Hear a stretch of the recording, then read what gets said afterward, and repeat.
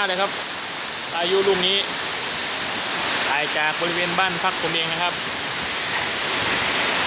โอ้ยอดสุดยอดครับ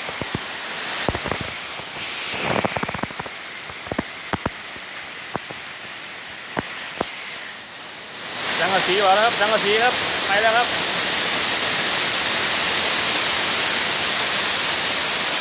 ไม่อยู่แน่นอนสังกะสี